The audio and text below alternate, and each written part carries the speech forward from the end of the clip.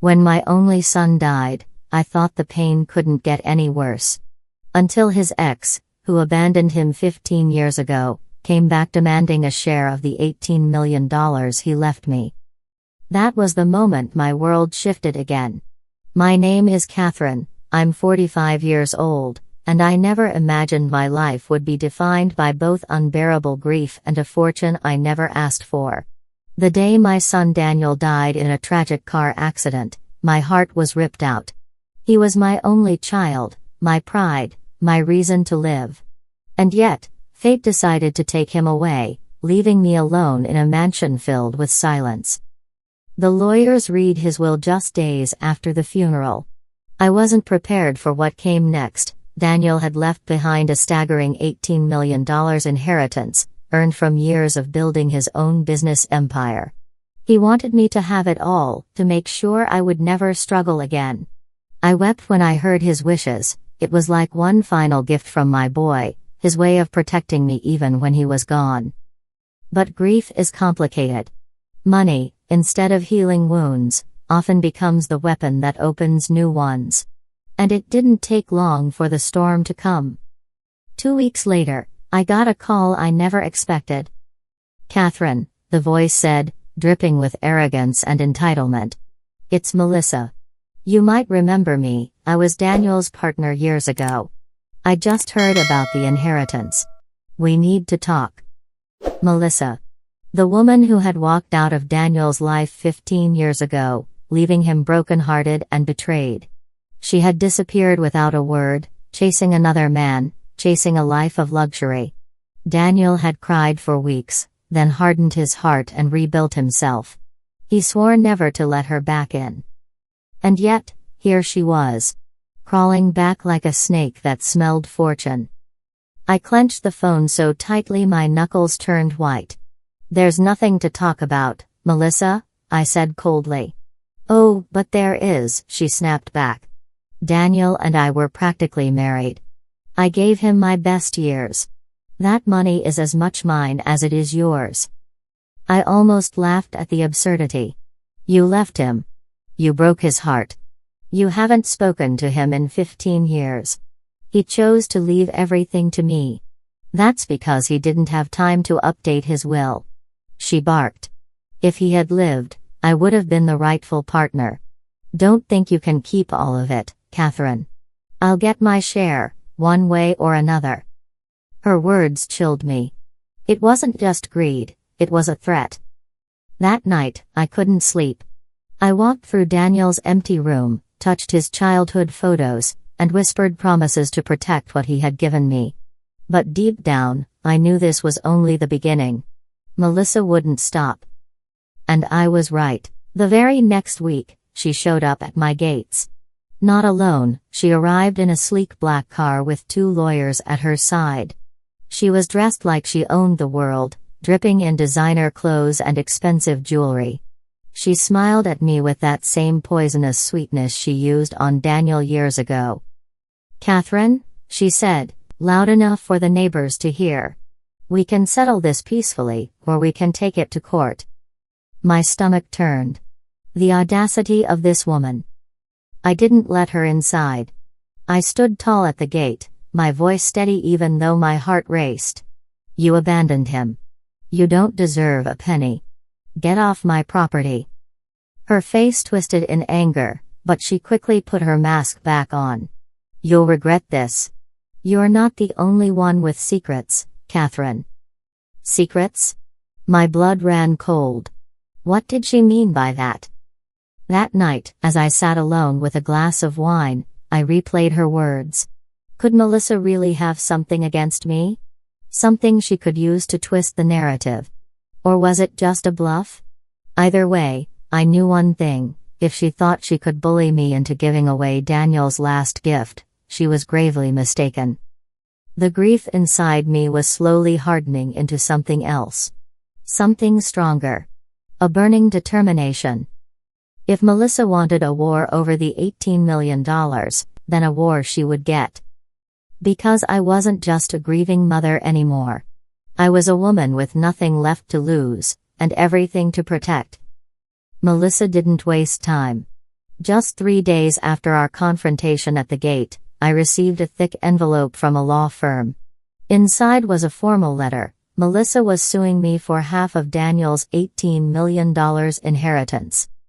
My hands shook as I read the words. Half. She wanted $9 million, as if Daniel's years of hard work, the sleepless nights, the sacrifices he made, belonged to her. The papers claimed she had been Daniel's long-term partner and that she had contributed emotionally and financially to his success. Lies. Every single word. Daniel had rebuilt his empire after she left. He had clawed his way up from nothing, fueled by the pain she caused. But Melissa was clever. She knew how to twist memories. She painted herself as the woman who stood by Daniel in his early years. She exaggerated every detail, turning her abandonment into some kind of temporary break.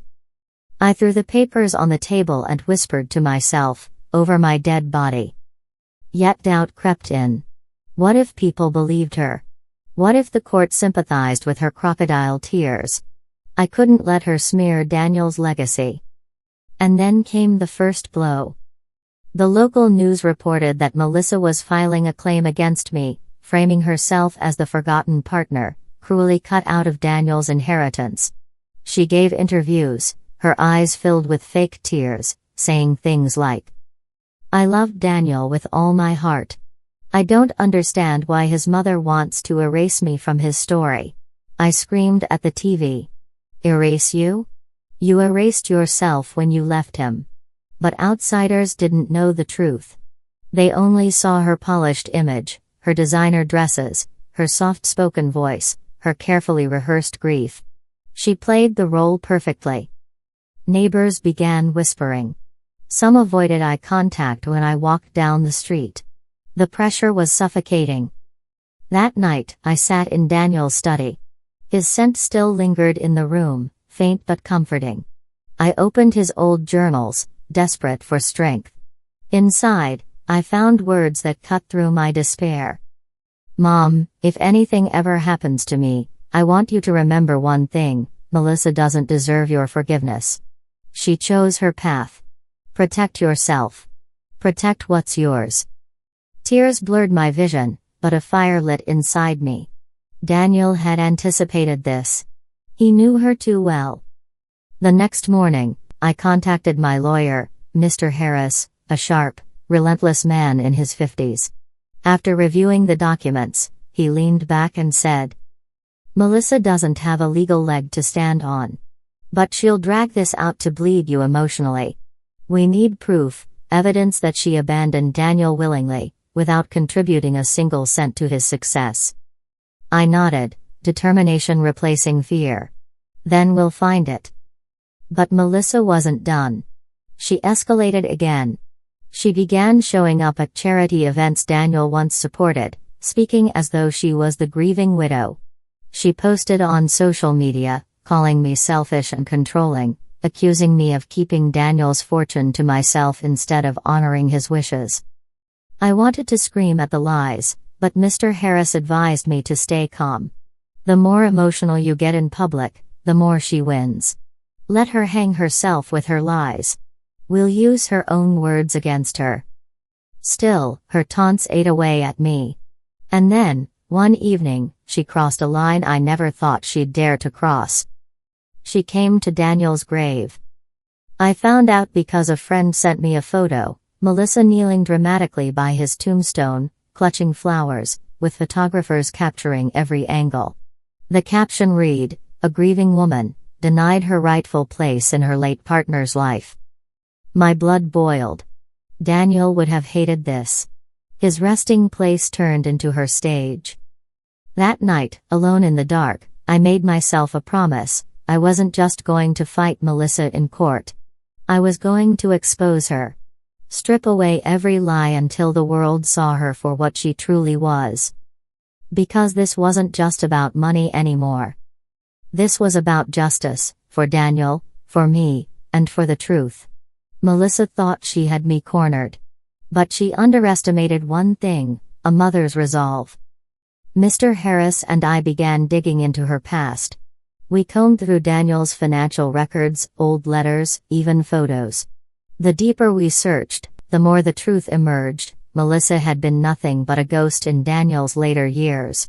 First, we found bank statements. Every deposit, every investment, every cent Daniel earned after Melissa left was his alone. Not a single financial tie linked back to her.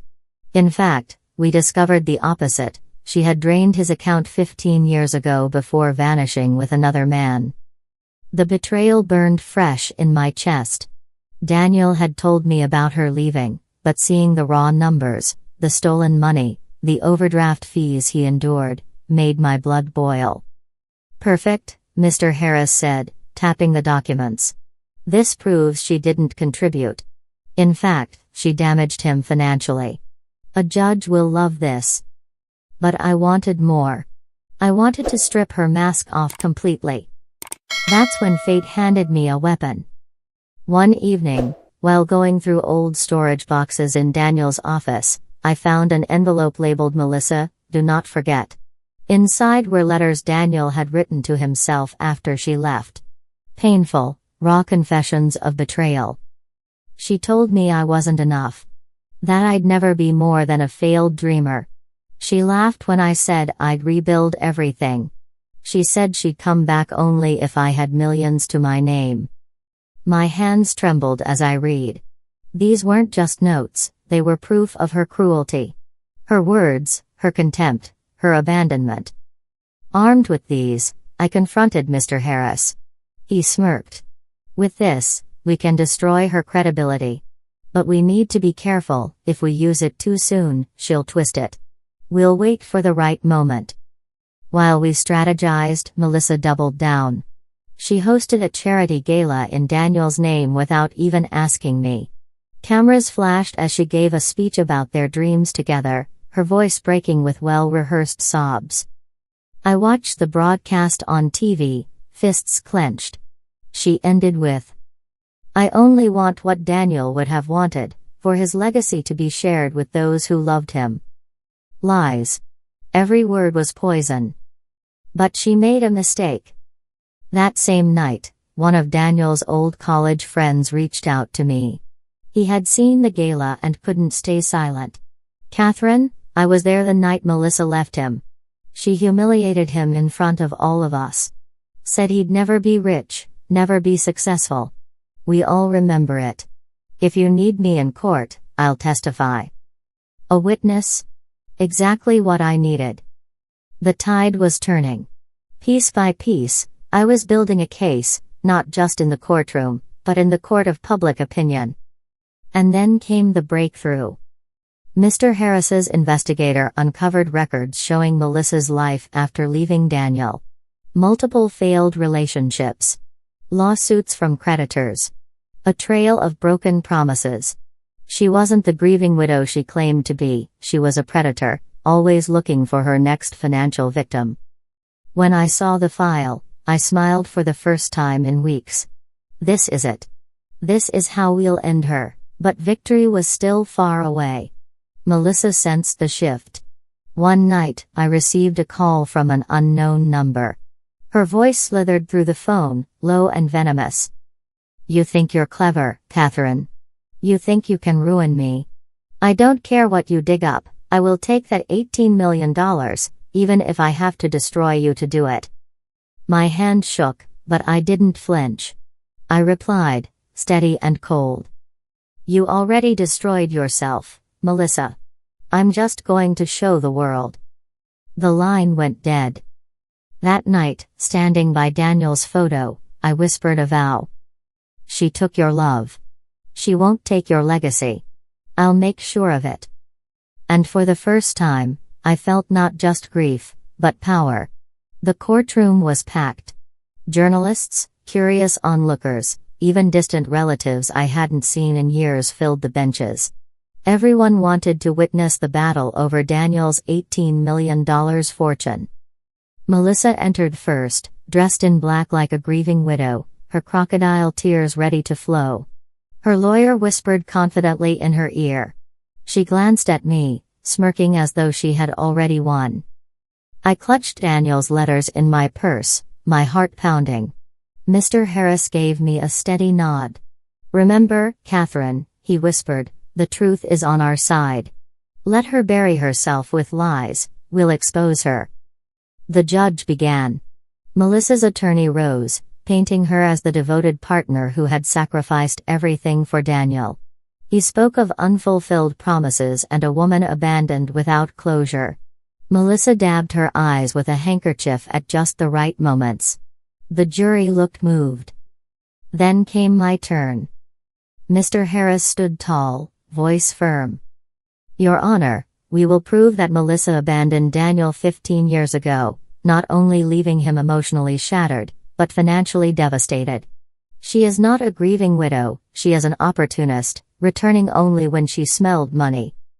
Melissa scoffed, but her eyes flickered with unease. The first evidence, the bank records. Each transaction highlighted on a screen for the courtroom to see. Withdrawals Melissa had made before disappearing with another man. Overdrafts Daniel had suffered. The jury's expressions hardened. Melissa's lawyer objected, claiming it was irrelevant. The judge allowed it. Next came the witness. Daniel's college friend testified with clear, unwavering words. "I was there. She told him he'd never be rich, that he was worthless. She humiliated him in front of all of us. We never forgot." Melissa's mask slipped. Her lips curled in fury, but she quickly forced a trembling sob. "He's lying," she cried. "They're all against me because I was the only one Daniel truly loved." That was when Mr. Harris struck the final blow. He opened the envelope. Slowly, deliberately, he held up Daniel's letters. These are Daniel's own words, written after Melissa left him. "With the court's permission, I will read them." The room fell silent. "She told me I'd never be enough. That she'd only come back if I had millions. Every night I remind myself of her words, so I never let them control me again." Gasps rippled through the courtroom. Melissa's face went pale. She tried to shout over it. "Those letters mean nothing. He was bitter, he wanted to punish me." But the damage was done. Finally, the investigator's report was revealed. Melissa's failed relationships, her debts, her lawsuits, all laid bare. She wasn't a grieving partner, she was a serial manipulator. By the time Mr. Harris rested the case, the jury wasn't looking at Melissa with sympathy anymore. They were looking at her with disgust. Melissa snapped. She stood, slamming her hands on the table. "Fine. Yes, I left him. But what does it matter? He's dead, and I deserve that money more than anyone else in this room." Her own words echoed like a dagger. The courtroom erupted in murmurs. The judge banged the gavel for silence. I sat still, my hands folded, my gaze steady on Melissa. For the first time, she looked small. Cornered. Defeated. But deep inside, I knew the war wasn't over yet. She wouldn't give up so easily. There was still one more chapter to this battle. The day of the verdict felt heavy. I sat quietly, clutching Daniel's photograph in my hands, whispering to him as if he could hear me. The judge entered, and silence blanketed the courtroom. Melissa avoided my gaze, her once confident posture now hunched and trembling. The judge's voice rang clear. "After reviewing the evidence, witness testimonies, and financial records, this court rules that Melissa has no legal or moral claim to Daniel's estate. The $18 million inheritance rightfully belongs to Catherine, Daniel's mother." The gavel struck. For a moment, I couldn't breathe. Relief surged through me, my eyes filling with tears. Around me, reporters scribbled furiously, cameras flashed. But none of that mattered. All I could feel was Daniel's presence, as if he were finally at peace. Melissa, however, erupted. "This isn't fair," she screamed. "He owed me. He loved me." She lunged toward me, her face twisted in rage. Security rushed in, restraining her as she kicked and clawed like a wild animal. The courtroom gasped. I stood, my voice calm but firm. No, Melissa. You never loved him. You loved his money. And now everyone sees the truth. Her eyes burned with hatred as they dragged her away. That was the last time I ever saw her. Outside the courthouse, microphones were shoved toward me. Catherine, what will you do with the inheritance? I smiled softly, my answer clear. I will use it to honor my son's dreams. He wanted to build scholarships for underprivileged students, and that is exactly what I will do. This money will bring hope, not greed. The crowd applauded. For the first time in years, my heart felt light. That night, I sat in Daniel's room, holding his old letters one last time. Rest now, my boy, I whispered. She can't hurt you anymore. The wind outside seemed to carry his voice back to me. Thank you, Mom. I closed my eyes, tears streaming, but this time, they weren't from sorrow. They were from peace. Daniel's legacy would live on, not in Melissa's hands, but in the lives of countless children whose futures would shine brighter because of him. And as for Melissa, the world quickly forgot her. She faded into obscurity, remembered only as the woman who tried, and failed, to steal from the dead. Justice was served. Love prevailed. And Daniel's memory would never be tainted again.